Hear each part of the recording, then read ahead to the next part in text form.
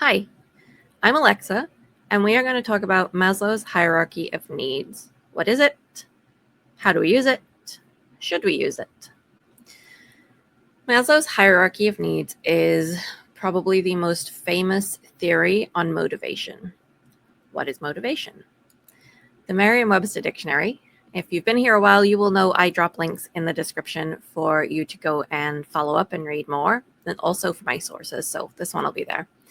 Motivation, the noun, is the act or process of motivating, the condition of being motivated, or a motivating force, stimulus, or influence. From Psychology Today, motivation is the desire to act in service of a goal. So we want to achieve something, and we are motivated to achieve it in varying degrees through various ways. Motivation can also be intrinsic or extrinsic. And as the prefix suggests, intrinsic is internal and extrinsic is external. So an internal motivation is to a motivation to take a shower is you want to feel clean, right? That's an intrinsic. It's what came to me. An intrinsic motivation is, oh, I feel like I smell, or I'm greasy, or I'm sweaty because I was outside. I need to take a shower. I want to feel clean. An extrinsic motivation is someone is coming over and you don't want them to see you looking so dirty. So you go take your shower. So intrinsic, extrinsic. Maslow has 5 levels in his hierarchy of needs, and there is a lot of literature out there. You can certainly find additional sources. There's also conversation on whether it is a strict meet level 1, and if something in level 1 is not met, you cannot possibly work on level 2. Versus my personal belief, which others also do believe, is you may be meeting most of a level and then some of another level and some of the third level and kind of a mixture. And it's going to change over time as well. And it's not a very linear step 1, step 2, step 3, steps 4, step 5. And once you reach step 5, you're that forever.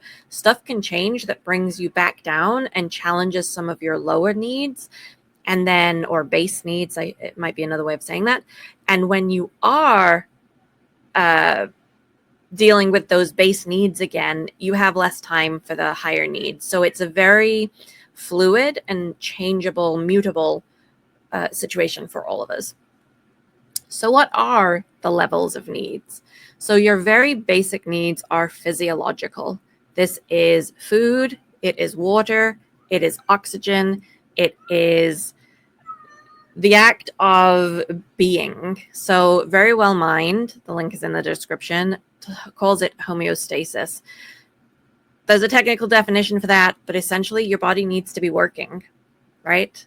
That is a basic need. If your body is not working, let's say you get a migraine, you are now unable to get up and do other things, like potentially go to work.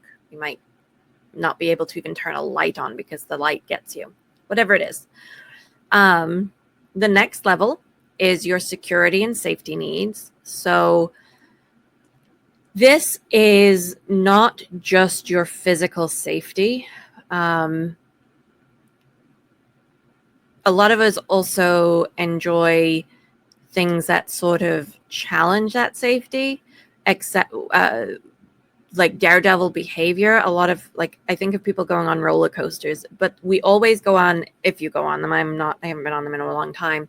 You'd put like the seatbelt on, right? And it holds you in. So that's a safety need. You have to have it on to be willing to go on the roller coaster, I think. But there's other things. So if we lose our job and we can't pay our bills, now we don't have financial safety, and our brains do recognize that as a threat. If we have something in our health and we don't know for sure if we can overcome it, if we can get better, if it's even a thing, what we're going to need, that uncertainty around our health or if we are actually dealing with something, that's within your security and safety needs. So my example of the migraine, that is a safety need. You need to feel healthy. Otherwise, you're right back down to level 1, essentially. Your physiological needs, you need to address those, take medication, sleep for a while, whatever it is to overcome that. Not health. I was going to say illness, but it's not necessarily an illness, but you're out of sync in some way. So the third level of needs is going to be love and belonging. I've talked about this, I think, in a few videos where we need community. So there's levels of love and belonging. So we need to be part of a community. We need to feel like we belong. And then we need levels of intimacy from casual friendships, good friendships, best friendships, romantic relationships, familial relationships. We need those things in our life, and we all need different versions or different mixtures of those things. However, we do need them. The majority, there are probably a few exceptions to the rule, but the data is out there that proves people with bigger, or not necessarily large networks, but networks that are large enough with very strong bonds of connection, live longer. They are less lonely. They are less likely to develop depression, and they're less likely to develop other health problems. So community is extremely important. As an Everton fan, I am part of that community, and I love getting together with other Everton fans. I think that sports is such a crucial part of our society. But you could also look at going to concerts. Now you're part of that fan group for the band, or the orchestra. Let's say you love opera. You're now a part of that community. And each community has its own rules, and you find one that you enjoy and that you feel like you belong in. And then obviously family, friendships, romantic relationships, they all have different rules and different things, and different people like different things. And so lots of options there. All right. Esteem needs is the fourth level, and this is the need for appreciation and respect.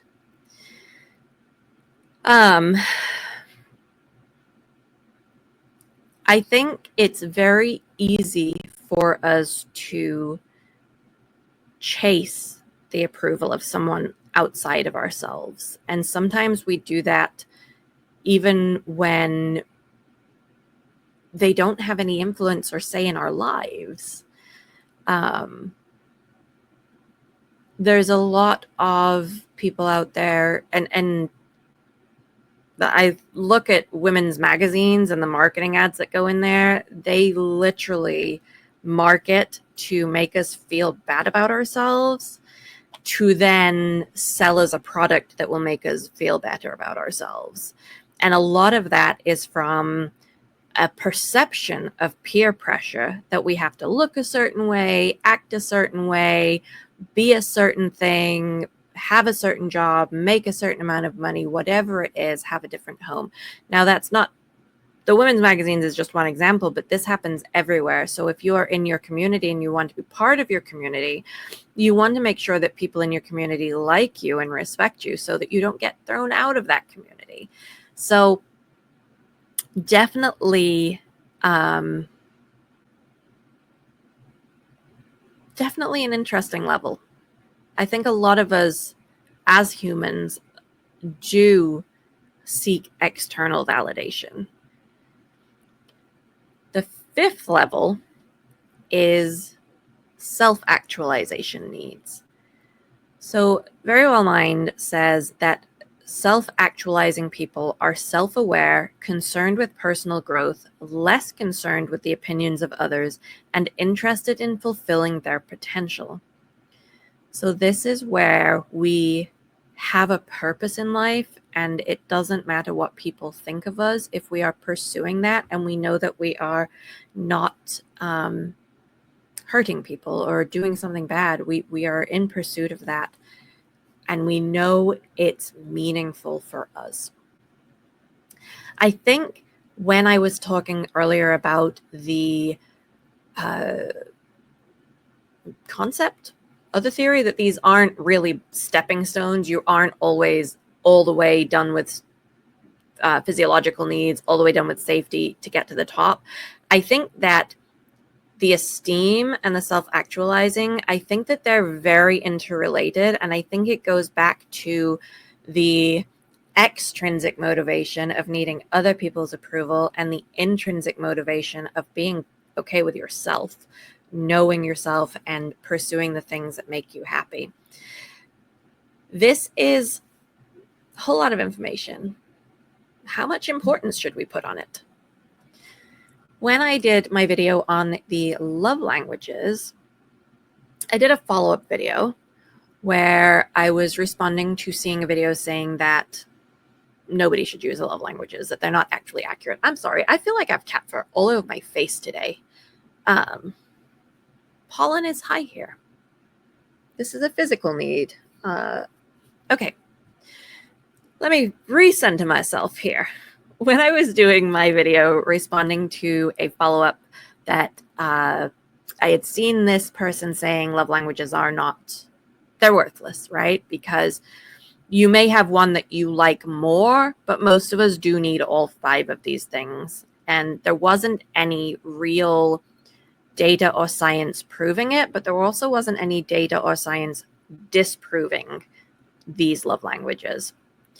What I think about these theories and concepts that we use, they give us a language to discuss with each other in a way that defines the words. There's always room for misunderstanding, but really it gives you a shared language. And by having a shared language, you're able to talk about things in a more successful way. You can send information and it is received as you were intending it to be received. I also think that everything should be taken with a pinch of salt. Some things may be useful to you when you are going through something, and then once you get through it, it might not seem as useful anymore. And that's okay. Did it help you get from point A to point B through a difficult path?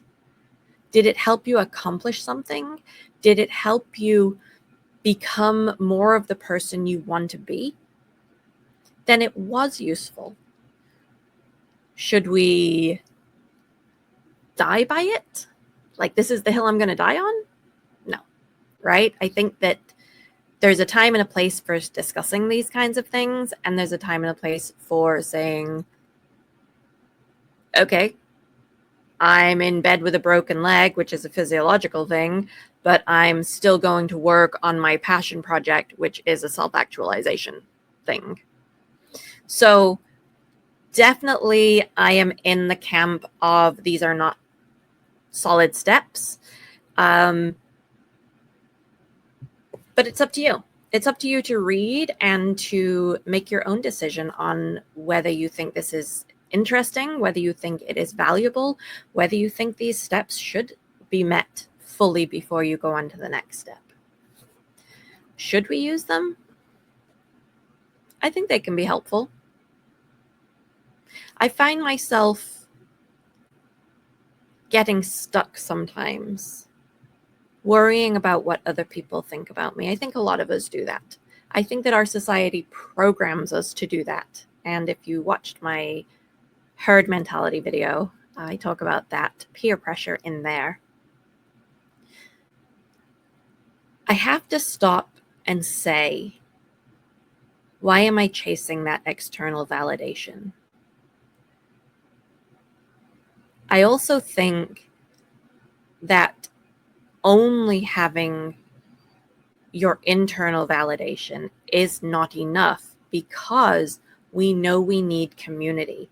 And to be a part of a community, whether it is a family, friendship, fandom, a church, or other religious community, whether it's a book club, whatever it is, there has to be a level of acceptance for you to feel like you belong there. And that is an external acceptance of you. I guess what I'm saying is I think you need a balance of it all. And whenever we get unbalanced in one area, that becomes the area we have to focus on.